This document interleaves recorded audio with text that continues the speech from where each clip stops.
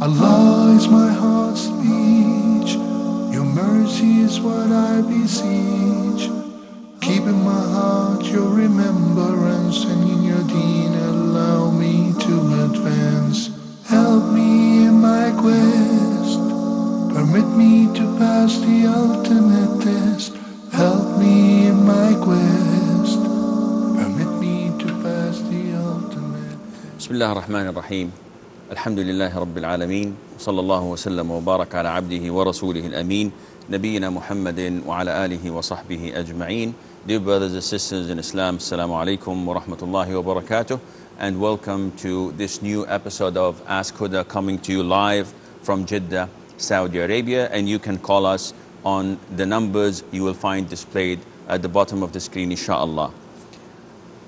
The first question on my emails is, can we as Muslims say or wish someone happy Christmas or say Christmas greetings? The scholars of Islam all agree. It is the consensus of all scholars of Islam that it is not permissible to greet the non-Muslims on their religious feasts, holidays, and festivals.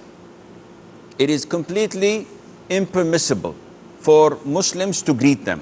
So you cannot greet them whether they are original holidays or feasts, or in their religion that is, or it is fabricated.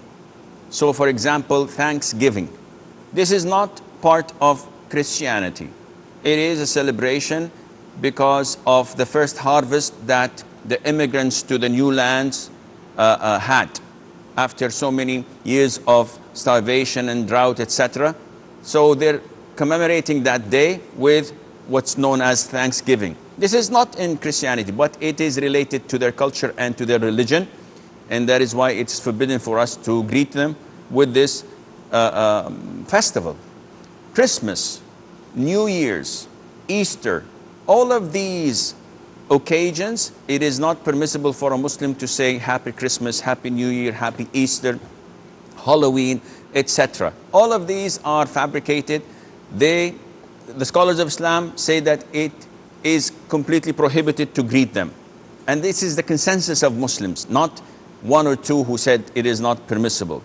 Now, having said that, some scholars go to the extreme where they say that whoever greets them may nullify his Islam. Because you're greeting them and you are congratulating them on a sin, on blasphemy, on making Jesus the Son of God. And this is blasphemy in Islam. If someone says that Jesus is God or he's the Son of God, he's not a Muslim. He's not a believer. He's doomed in hell. So when you come to them and say Merry Christmas and greeting them on that occasion, then this may nullify your Islam as a Muslim as well.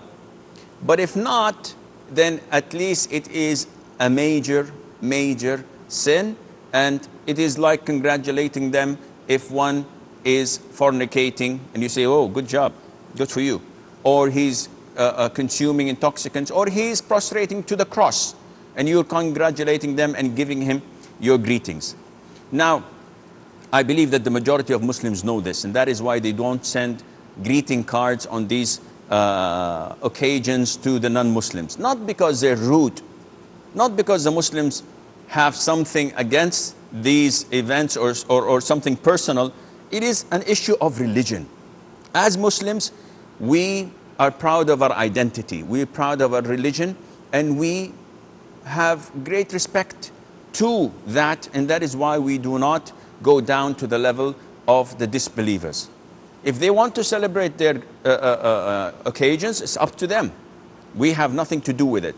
Now one asks and says, what about if they come to us and say, good morning, Merry Christmas to you? You should not respond. You should either say good morning to you as well, or you should say thank you, or even may Allah guide you. But never say and to you as well, or Merry Christmas to you as well, and enjoy your New Year vacation. All of this is prohibited and forbidden in Islam. Another person would ask, but they always say Happy Eid for us. And we have two occasions in Islam. Eid al-Fitr and Eid al-Adha. So they come and greet us. Well, greet them back saying thank you. And I hope that you also enjoy your vacation on Eid al-Fitr or Eid al-Adha. Why? Because our Eids are legit. They are from the Quran and from the Sunnah. And our religion is the correct religion. That's the end of discussion. We don't have to go down to explaining ourselves. Our religion is the religion, the only religion acceptable at the side of Allah Azza wa Jal. Now, a lot of the Muslims, or some of them, may fall under the inferiority complex. And you would find Muslims having Christmas trees and giving gifts and enjoying the season of Christmas and New Year because it's holidays, they go out, they go party. Now these people fall under the category where the Prophet said in the authentic hadith sallallahu alaihi wasallam, وَمَنْ تَشَبَّهَ بِقَوْمٍ فَهُمْ مِنْهُ. Whoever imitates a group of people, he is among them and from them. So if you imitate the disbelievers, you may become one as well.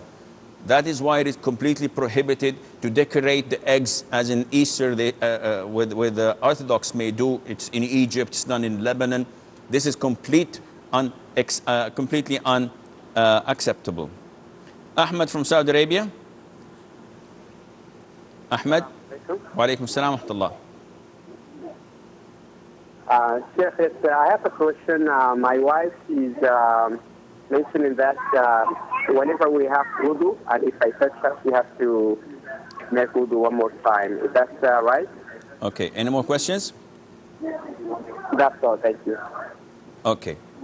Ahmed is asking about an issue only adopted by a Shafi'i madhab. So most likely his wife is following a Shafi'i madhab. And Al-Imam al-Shafi'i is the only one who stated that whenever a man touches a woman or the opposite, the wudu is nullified. But this is not correct. And the ruling of the majority is the correct, because Aisha, may Allah be pleased with her, said that the Prophet ﷺ used to hear the call for the adhan, for the prayer, and he used to leave the house after kissing his wife and praying without renewing his wudu. So touching is much less than kissing. So if the Prophet was doing this alayhi salatu wasalam, this tells us that touching the opposite sex, especially if it's your wife, your sister, your mother, does not affect your wudu at all. Nawab has a question. He says, a boy in my class gave a translation of the Quran which has only Surah Al-Fatiha in Arabic text to our teacher. I told him that it was forbidden, but he didn't listen. Is this permissible if the teacher is a good person and I don't think that she is going to disrespect it in any way? The issue of touching the disbeliever to the Mus'haf, to the copy of the Noble Quran, is an issue of dispute. The majority say that this is forbidden. The majority say that it is forbidden even for a Muslim who's not in the state of wudu. So by default, a disbeliever, a kafir, cannot touch the Quran, which is in Arabic. Now, they differ whether a portion of the Quran is considered to be Quran, whether a translation at the edges of the Quran would be still considered a copy of the Quran. So Sheikh bin Baz and other scholars say that if you have a translation of the meaning of the Holy Quran printed at the side of a copy of the Arabic Quran, then this book, this volume is not considered to be the Quran because it has other words than Allah around it. And at times it's even more in number than the actual words of the Quran. So in this case, it is permissible to be given to a disbeliever. Now, as you've stated that it is Al-Fatiha in Arabic and its translation, so by this opinion of Sheikh bin Baz and other scholars, it is permissible. But it is better, as long as he or she does not know how to read Arabic, it's best to give them a translation in English or in another language without the Arabic text. Do we have Muhammad online? Muhammad? Assalamu alaikum, Shaykh. Wa alaikum assalam wa rahmatullah. Assalamu alaikum, sir. Wa alaikum assalam. Listen to me from the phone and mute your TV, please. Yes. Yes, I'll listen. Yes, Muhammad, what can I do for you? First of all, I must say that I love you for Lillahi wa Rasul, wallahi. Jazakallah khair. May Allah Azza wa Jalla love you as well. Then the second thing is that I have 2 or 3 questions. The first question is that when the azan of Fajr made, when they said the As-Salam Khairu Min Al-Nawm, how many rakah are we supposed to do there? What prayers are we supposed to do there? Because we have that problem here in our masjid. That's number one. The second question is that when the Imam is making khutbah, if someone comes in, normally some people, many of them, they come in and say Assalamu alaikum, and people don't answer them. Normally people don't answer. I want to know what is the meaning of that. The third and last question is that when by some circumstances passes and you see that you are not able to do the salah at that moment, then you come in and you're supposed to pray 2 rak'ahs first, or you have to do the fard. That was the question. That was the question, sir. If you go to the masjid and you find the congregation being prayed, are you asking about should I join them or pray Tahiyatul Masjid first? No, you feel the prayers. You feel the prayers. For example, you pass on the way when you have traffic jam. So you pass on the way. You arrive there, they prayed already. Okay. So what do you do first? You have to do any other salah. You have to do Tahiyatul Masjid first, or you have to pray directly your salah as God. Okay, one last question, Muhammad. The first question, you're asking about the Salat Khairun Min Al-Nawm. Are you asking about how many rak'ahs do I pray after the adhan, or what to say? No, the problem is you have that here, many people what we have here is that they came in and they found that they made that adhan already. And they started to pray the masjid, they pray, do 2 more. And okay. There's some misunderstanding between people because some people say that they're supposed to do that only 2 rak'ahs and they live with values. I will answer your question, inshallah. Mean? From the Emirates, I did not get the name. Hello? Yes, from the Emirates. Yes, sister. Yes, I'm from the Emirates. You can write me Iman. Iman. Okay, Iman. What can I do for you? Iman. Yes, sister. What can I do for you? Hello? Yes, Iman. What's your question? Yes. Assalamu alaikum. Alaikum salam. My question is it... Hello? Yes. Listen to me from... Yes, listen to me from the phone. Yeah. Mute your TV, please. Yes. Is it permitted or recommended to recite a particular surah or a portion of the Holy Quran either once or for a specific number of times before attempting or going for any important work? Say, for example, Surah Yasin or Surah Fatah or Surah Muzammil or any other part of the Quran, any particular ayah. Okay. Because it is a very prevalent thing in our family to particularly recite ayat or something before going for a particular work. Is it permitted? Okay. Any more questions? No, thank you. Same for Asmaul Husna, the name of Allah Tabarak wa Ta'ala. Same question for that too. Okay. I will, inshallah. Abu Khadija from Emirates. Abu Khadija. Yes, Assalamu alaikum. Wa alaikum assalam wa rahmatullah. How are you? I'm fine. I'm surviving, alhamdulillah. What can I do for you? Yes. Yes, Abu Khadija. What can I do for you? Hello? Hello? Yes, Abu Khadija. Yeah, I have 2 questions. One, quickly, praying Jama'ah Salah in a prayer room or in a masjid? Okay. Yes. Which one, is it the same hasanat, or is one better than the other? If the masjid is a bit farther than the prayer room. Okay, second question. Second question is, there's a sister who wants to know, her husband basically said to her in Arabic, talaq 3 times. Okay.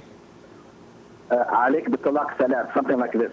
At one time, he said it at one time, and this is the first time he said it in a state of anger. Okay. Can you give us a ruling on this? Is it talaq? What do they have to do? They're in the U.S. Will do, inshallah. Jazakallah khair. Wa jazak akhi. Imran from Saudi? Yes, Jeddah. From Jeddah. Yes, Imran. What can I do for you? Assalamu alaikum. Salam wa rahmatullah. I think I have one question regarding the 5 times of prayer. Okay. Basically, I belong from India. I'm staying in Jeddah. There, they are praying Fajr 2 rakat Sunnah, 2 rakat Fard. Then in Dohar, they are praying 12. In Asr 8, Maghrib 7, and Isha 17. What are the rulings? Any actual ruling? I think they are following the Hanafi madhab over there. Okay. I will answer your question. What are which madhab we have to follow? We have 4, right? What are the rulings on this? Okay. I will answer your question, son, inshallah. Thank you. Okay. Muhammad, he had 3 questions. The first question was, now we see people coming after the adhan to the masjid and praying a number of units.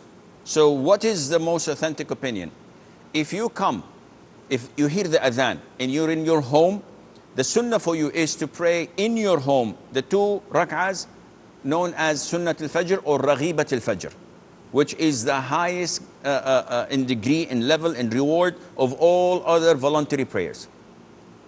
And then you walk to the masjid. If you enter the masjid and the congregation is not established yet, then you cannot sit until you pray 2 rak'ahs of what is known as Tahiyyatul Masjid or greeting of the masjid. And after that, you wait until you are not permitted. It is forbidden for you to pray any other prayer until the Fajr prayer is called for iqamah. Then you pray the 2 rak'ah of fard. If you leave your home without praying the sunnah of the Fajr and you enter the masjid, you only pray 2 rak'ahs of Sunnat al-Fajr.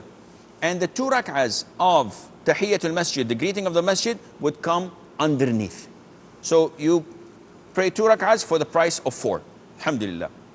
Can I offer voluntary prayers? It is prohibited to offer voluntary prayers between the adhan and the iqamah, with the exception of the 2 situations that I have mentioned to you.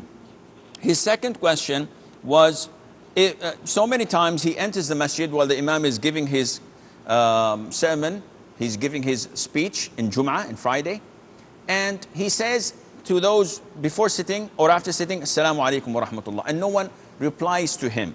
So he says, is this acceptable? And the answer is yes. The Prophet said, alayhi salatu wasalam, whoever says to his companion, to his friends, the person sitting next to him, shh, or listen, while the imam is giving his khutbah, while the imam is giving his sermon, then he has committed an act of laghu, which would probably nullify his Friday, in the sense that he would not be rewarded. He should stay, continue to listen, pray 2 rak'ahs, and it's Jum'ah, but he will not be rewarded for that. Why? Because he spoke to his companion, he spoke to his friend, and he was saying to him something that is legitimate. It is not permissible to speak. So he did not speak, he simply uttered the hushing word, shh. Yet this by itself is also not permissible in Friday. So when you come to the masjid and the imam is giving khutbah, you should not say anything. If someone greets you, hey, how are you, what's happening, you do not respond to them at all. After Friday prayer, you tell them that what they had done was wrong and it's inappropriate. Now, if a person comes to the masjid and the congregation is over, so he's going to pray on his own, his fard prayer, should he pray first 2 rak'ah before sitting down, or should he pray the fard immediately? No, he should not, or he is not to pray the 2 rak'ahs unless he intends to sit. As long as he does not intend to sit, he intends to pray, then the fard prayer, the mandatory prayer, takes the role of Tahiyyat al-Masjid, and it suffices him. So if you missed Maghrib, you go to the masjid, give iqamah, pray 3 rak'ahs of Maghrib and sit. No problem. Don't I have to pray 2 rak'ahs? No. The 3 rak'ahs of Maghrib did the job for you.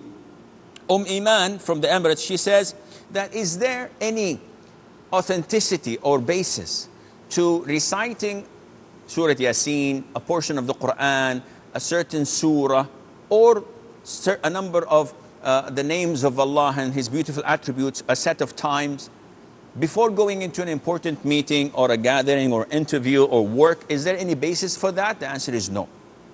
There isn't anything except that when you go, you have your full trust, reliance, and dependence on Allah. Have full tawakkul on Allah. And if you supplicate, if you raise your hand and praise Allah, offer salutation to the Prophet ﷺ and say, oh Allah, facilitate my meeting and make it easy, make it successful, and you go, this is permissible. But to say that there is a set of verses or surahs to be recited, this is baseless. Abu Khadija, he's asking which is best, to pray in a prayer room or in a masjid. Definitely, without any doubt, the prayer in a masjid comes first and nothing comes close to it. To the extent that the Prophet tells us that with every step you make to the masjid, Allah would grant you a good deed, erases a bad deed, and elevate you one level in paradise. And this is for the masjid. And the Prophet told us that a man's prayer in the masjid is better than his prayer in his market, in his souk, in the sense that in his business offices or in where he works. So the prayer in the masjid is definitely more rewardable, and this is what you should do. He says that the sister is complaining that her husband uttered the word of divorce 3 times at the same time. So he said, Anti taliq, taliq, taliq, or Anti taliq bil thalatha, you're divorced thrice. And this is his first time. What should be done? And they live in the USA. They should consult the Imam of the Islamic Center where they live. But theoretically speaking, technically speaking, it's an issue of dispute. Some scholars say that when a man says to his wife, you're divorced, divorced, divorced, then she becomes forbidden totally for him until she marries another man. He cannot remarry her again or reconcile until she marries another man and has sexual relationship and then be divorced without any intention for getting back to the first husband. It has to be a legitimate second marriage. And the most authentic opinion is that divorcing a woman 3 times at the same time takes place only once. So if you say to your wife, you're divorced, divorced, divorced, this takes place as one divorce. And the second divorce cannot take place until you reconcile your wife. After reconciliation, you may divorce her again. And we all know that there is legitimate divorce and an innovated forbidden divorce. And a lot of the Muslims, 99% of their divorces take place in the innovation forbidden category. Because you cannot divorce your wife except by 2 means. Either when she's pregnant, and the consensus of scholars say that when a pregnant woman is divorced, the divorce takes place. Or when she is in the period after her menses. So after she gets her menses and she is pure and you did not have any intimacy with her, if you divorce her, this is a divorce in accordance to the Sunnah and it is valid. Any other such divorce is considered to be innovated. We have Brother Isa from Emirates. Brother Isa. Assalamu alaikum. Salam rahmatullah. I'm sorry, Sheikh. I guess the name was mentioned a little bit wrong. My name is Aisha. Aisha, yes, Aisha. Yes. Apologies. Okay. Sheikh, I have 3 questions for you, if you don't mind me asking them. The first one would be, is there a ruling on how to cut the finger and the toenail? Okay. Is there like a sunnah for it? And also I would like to ask you if there is anything like a such thing called shukr salah. You know, like when you're grateful to Allah and you just offer, for example, 2 rakat for being grateful. Okay. I don't know if this is permissible or if this is bid'ah. Okay. And also, which is related to this question, for example, if I want to ask Allah for something special, am I allowed to offer 2 rakah, for example, just to ask for the special thing, or is that also not permissible? Okay. And and the last question, if you don't mind me asking, you had already dropped it a little bit in the beginning. When joining the salah in the masjid, and per se I'm a little bit late, so what would be the ruling on me joining them properly? What do I do? Can you elaborate a little bit? Yeah, like for example, if I go into the masjid and they already started the Jummah prayer, and because like let's say I missed the beginning, so what do I do to join them properly? Okay. Like what is the correct? Yeah. Okay, I will answer your question, inshallah. Nasser from Saudi. Ya Nasser. Assalamu alaikum wa rahmatullahi wa barakatuh. Wa alaykum assalam wa rahmatullahi wa barakatuh. Yeah, Sheikh, I want to ask one question about mustache. That how can, if I use the razor, that's acceptable, or if I use the trimmer, that is acceptable, or I use a shaver. What is the best one for the mustache? Because I left the beard for same like sunnah, and I want to just only justify about that for mustache. So please tell me about that. What is the best way? I will, inshallah. Thank you very much. You're welcome. Alaykum salam wa rahmatullah. Abdullah from Nigeria. Ya Abdullah. Assalamu alaikum, Sheikh. Wa alaykum assalam wa rahmatullah, and good evening to you. Listen to me from the phone, Abdullah. Inshallah. Yeah, Sheikh, I'm asking about the authenticity of the hadith. It says that a person walking to the Friday mosque on a Friday is being rewarded for a year's worth of ibadah for every step. Okay. I'd like to know the authenticity of this hadith. Okay. I will answer the question, inshallah. Okay, we will answer the questions that we have, inshallah. Imran from Saudi Arabia, he's saying that he comes from the subcontinent and they have a different set of prayers that they pray as a set. So Fajr they pray 4, Dhuhr they pray like 10 or 12, Asr 4, Maghrib 5 or sometimes 11, Isha 17. So he's asking, what is this in Islam? Whether you are Hanafi, Shafi'i, Malki or Hanbali, the prayers are 17 in units. 2 for Fajr, 4 for Dhuhr, 4 for Asr, 3 for Maghrib, 4 for Isha. These are the mandatory prayers that you have to pray. Now, the nomad who came to the Bedouin who came to the Prophet, is there anything more? The Prophet said, nothing except if you offer voluntary prayers. And the man said, by Allah, I will not add anything more. And the Prophet said to his companions, if you want to look at someone of paradise, this is the man. Meaning that this is the glad tidings. If he is truthful, he will be in paradise. Now, having said that, there are voluntary prayers. So what are the voluntary prayers that I should be aware of? The Prophet told us, whoever prays 12 rak'ahs in the day and night, Allah will build him a house, a palace in Jannah. And what are these 12 rak'ahs? 2 before Fajr, 4 before Dhuhr, 2 after Dhuhr, 2 after Maghrib, and 2 after Isha. These are 12 rak'ahs. So is it mandatory? Nope. You can pray the mandatory prayers only and neglect those, but you will be losing a lot of good reward. After that, is there anything more? Yes, there is what is known as night prayer. And night prayer, the Prophet used to pray 11 rak'ahs.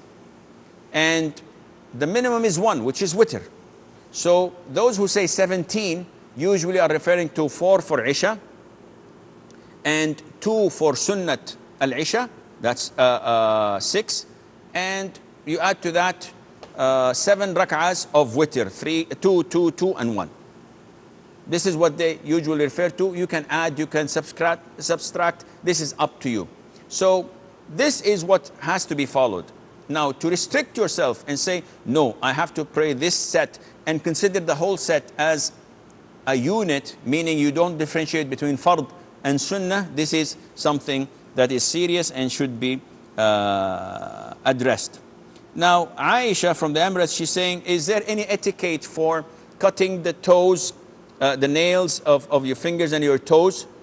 Meaning, do I begin with the pinky or with the thumb? The sky is the limit. Whatever you want to do, it is permissible for you to do. And which is best, to remove the left fingers first or the right finger first? If you consider this to be as a form of worship, then begin with your right. If you consider it to be removing filth, then begin with your left. And alhamdulillah, the sky is the limit, and it's all acceptable. Her second question is, what's the ruling on Salat al-Shukr? If I pray 2 rak'ahs of gratitude to Allah Azza wa Jal, I'm being thankful. This is, to my knowledge, baselessness in the Sunnah. There isn't any authentic hadith of that. The hadith that is authentic in regard of the prostration of gratitude. And this happens if you get something that you were not expecting, or something that happens once every blue moon.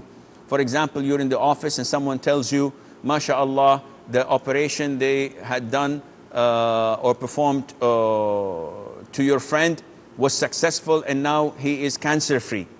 And you love your friend, so you prostrate as a form of gratitude to Allah. This is permissible. What's not permissible is that every time you get your paycheck, at the end of the month, you prostrate. Because this is ongoing, it's happening. Or whenever someone gives you a glass of juice, you prostrate to Allah as a form of gratitude. This is not permissible. To say that there is a specific prayer for showing your gratitude to Allah Azza wa Jal, this is something that is not part of the Sunnah, and you should not do this. If I have something to ask of Allah, for example, tomorrow I have an interview for a job, and I'd like to ask Allah Azza wa Jal, can I pray 2 rak'ahs and ask Allah in them? There isn't any specific 2 rak'ahs. Yes, if you want to pray generally, voluntary prayer, 2 rak'ahs, just like that, no problem. But to specifically say, no, I'm going to pray 2 rak'ahs to ask Allah, no, this is not recommended. When do you ask Allah? Ya akhi, oh my sister, the sky is the limit. Between every adhan and iqamah, 5 times a day, when the muadhin gives his adhan until the iqamah, this is a time for supplication. Raise your hands, praise Allah, offer salutation to the Prophet ﷺ, and ask what you want. When you are in the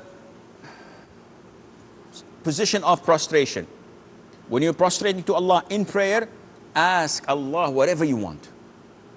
When you are at the last tashahhud, just before concluding your prayer with salam, ask Allah whatever you want. When you are in the third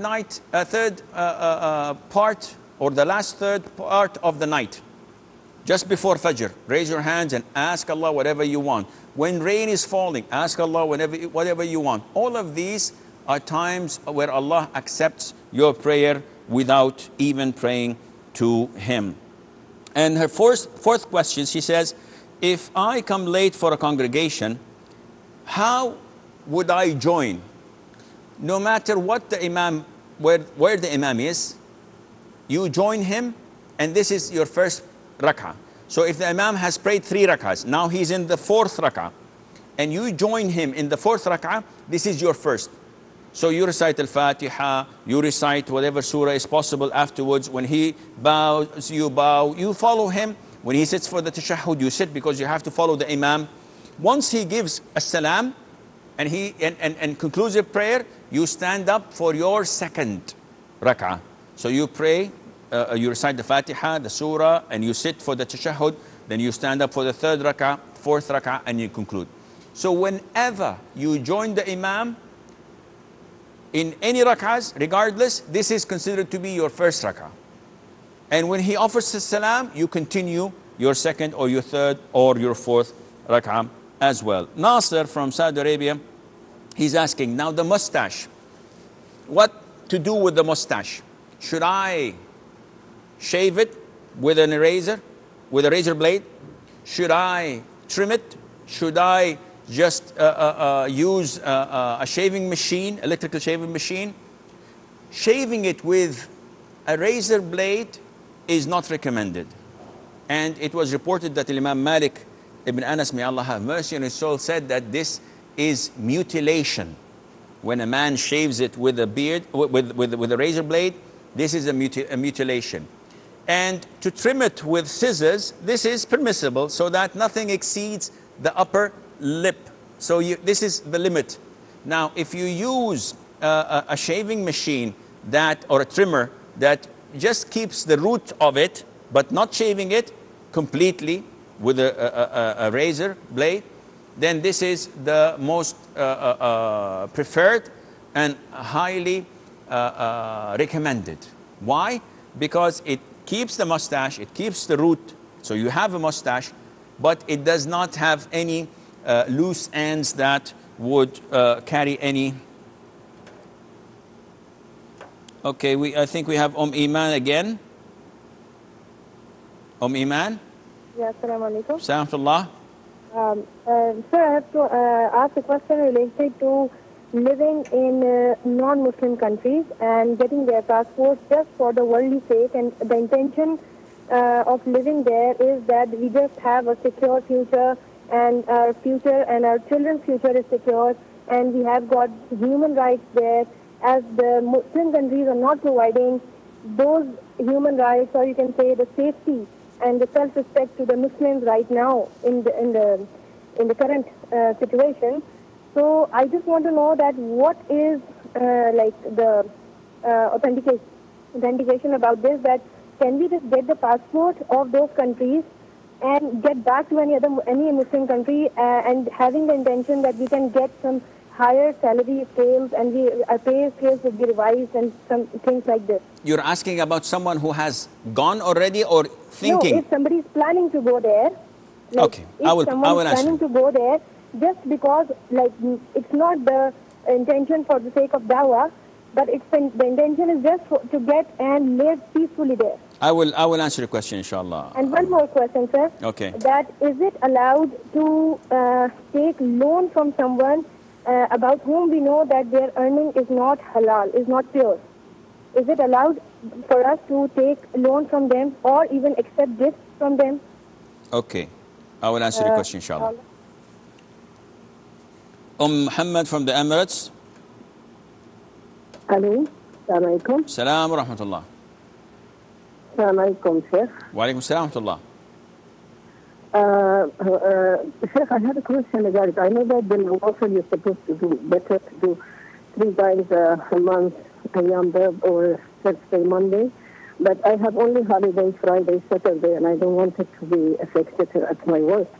So can I do a Saturday, or it's not recommended? And my second question... For Ashura, you mean, right? Understood my first question? You're asking about can Ashura. I do only Saturday instead of Thursday or Monday? Because Saturday I have off. Every week. You're talking about every week fasting Saturday. Well, instead of doing Monday or Thursday, I can do Saturday because Saturday I have off. Of course, Friday I have off, but it's not recommended. How about Saturday? Can I do my Nawafil sometimes on Saturday?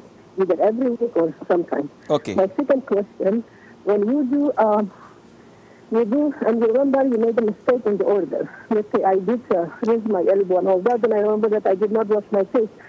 Can I go back to the face and again from that time do the order? Or I have to start all over again? I'm unable to understand your words, Sister Muhammad. Okay. Mistakes in mistakes in what? If I'm trying to do wudu, and I made a mistake in the order, like for example, you have to do your hand and then your face, and then your hand till the elbow. But then I remember that I did not raise my face, and I continued with the rest.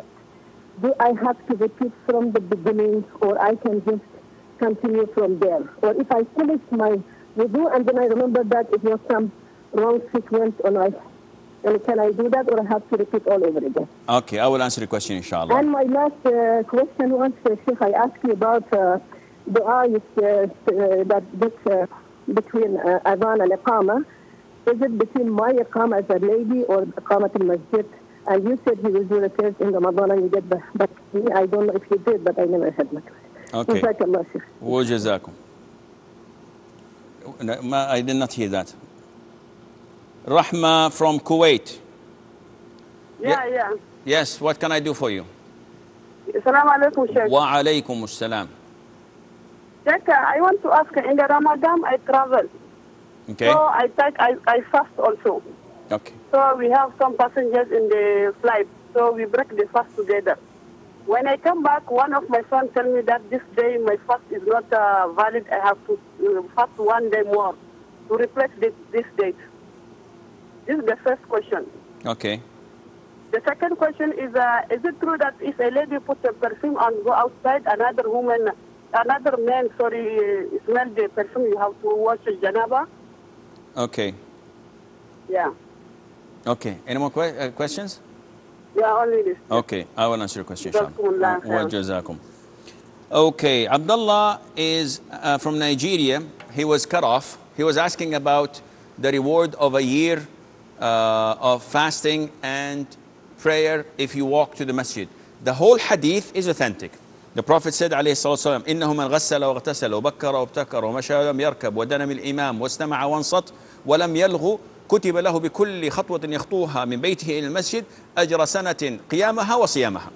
That whoever washes and thoroughly takes a good ghusl, and he goes early, very early to the masjid, and he walks and does not write, and he sits close to the imam as much as possible, and he listens and he does not speak or do anything that interrupts his listening, Allah Azza wa Jal would reward him for every step he makes from his home to the masjid, the reward of a whole year prayer and fasting.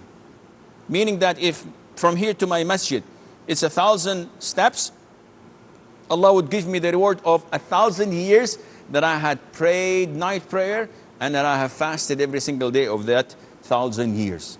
What a reward! Yet the people come only just seconds before the iqamah. And the best of them come 15 minutes before the khutbah starts. And this shows you how heedless Muslims are. The hadith is authentic, and very few of the Muslims do this. Iman from the Emirates, she's saying that what is the ruling on people planning to go to Canada, to the US, to Europe, for simply raising the level or the standard of living of theirs. It's better wages, better healthcare without any doubt. It is a place where people have their dignity and enjoy being human. Human rights are being fulfilled. So she calls, and she gives a beautiful picture that while listening to her question, I was thinking, now where should I go and live? Should I go to the UK and obtain a passport just to be in a better place? So she's saying, is this permissible? They're not going for da'wah. They're simply going there to get the citizenship and then work in a Muslim country or live anywhere else. Is this permissible? It's an issue of dispute. My own personal opinion that it is not permissible. It is not permitted for a Muslim to leave his Muslim country unless there is a threat on his life.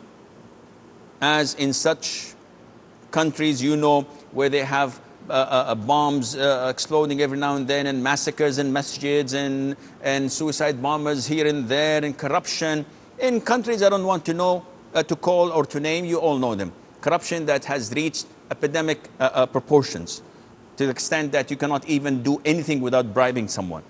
So if there is danger, imminent danger on your life or the life of your loved ones, you have to move on to another country, Islamically, preferably to be a Muslim country, and to live there. If there's no way, no other way for a Muslim country to accept you, unfortunately, because of these imaginary borders they have built around their countries, not allowing people to come except with very strict conditions, and there's no way for you safe to live, in this case, yes, you can go to these countries and obtain their citizenship just to live a peaceful and normal life. But to my knowledge, there isn't such a country that your life is threatened if you stay in. Even in the worst countries, you can still live, but it's not that lucrative and nice to live in.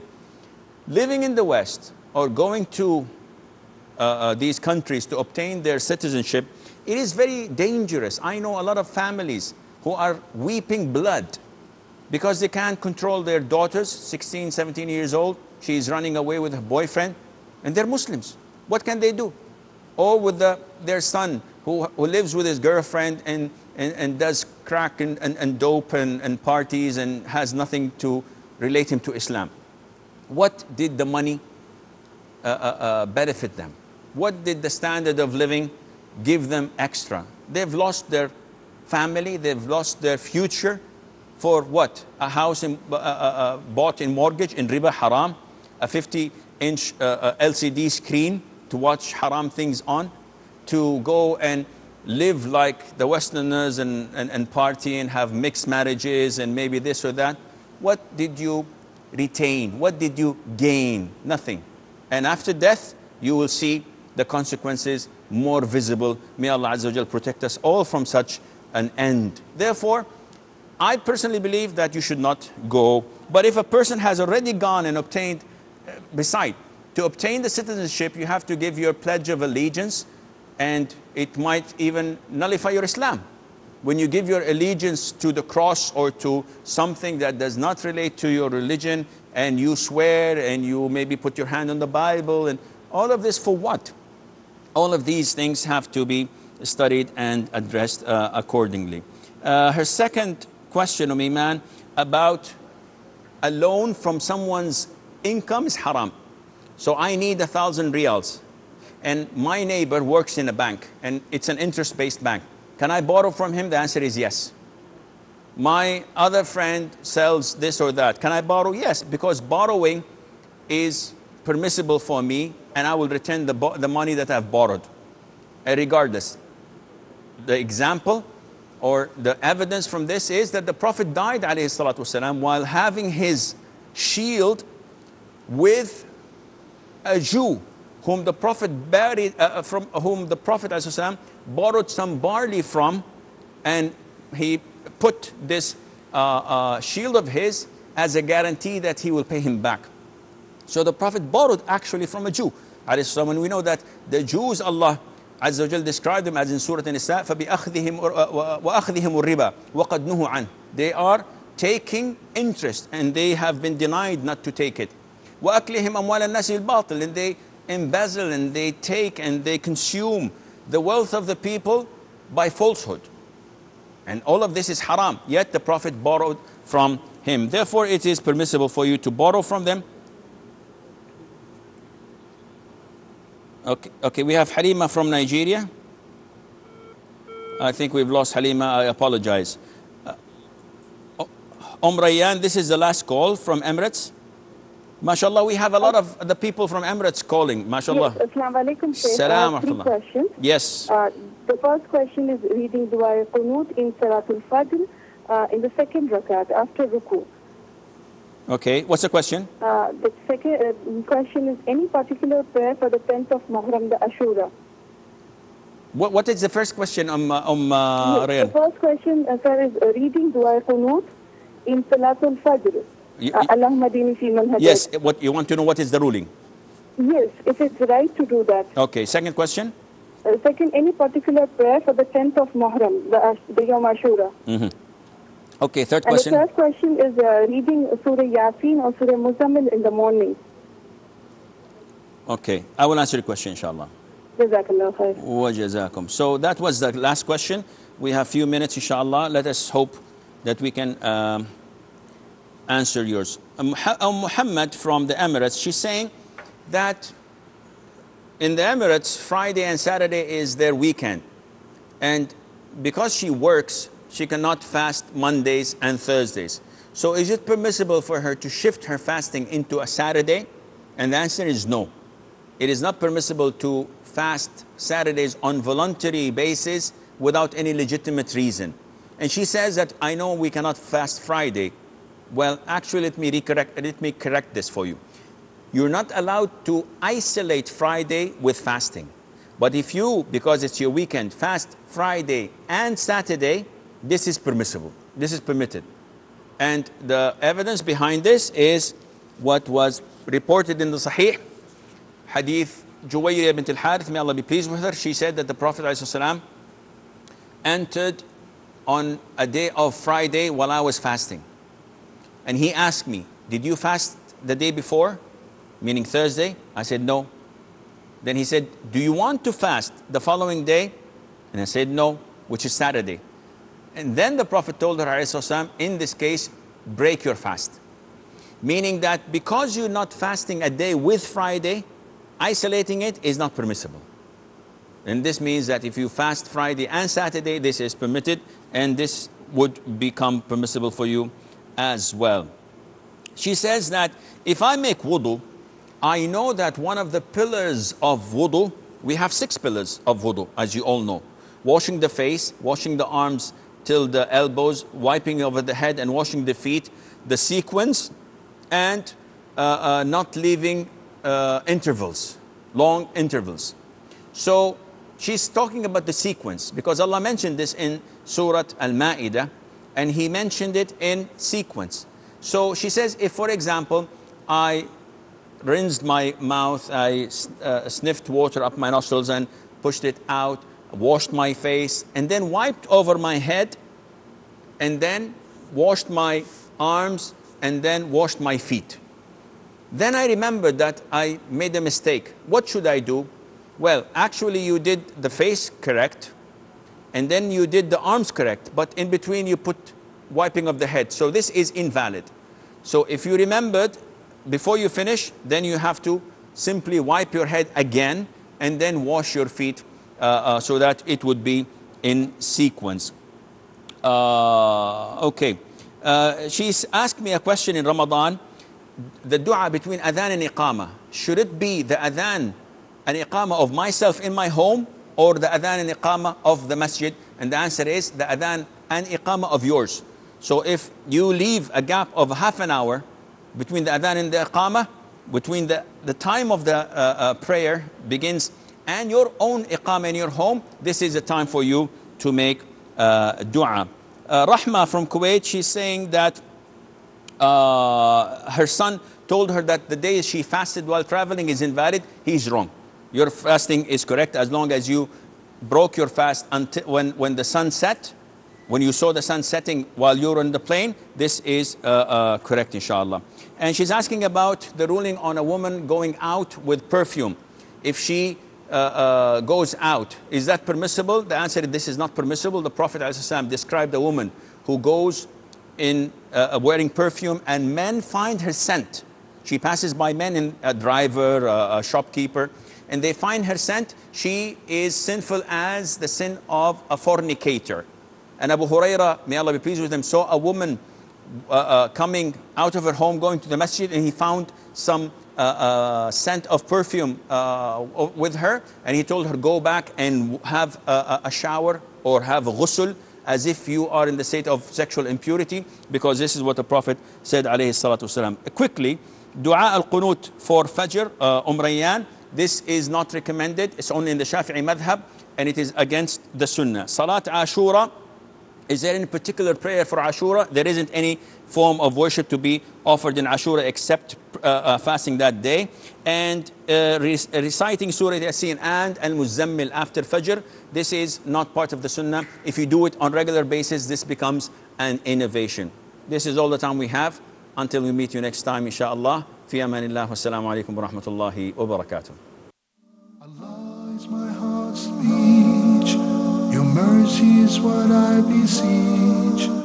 Keep in my heart your remembrance, and in your deen allow me to advance. Help me in my quest. Permit me to pass the ultimate test. Help me in my quest.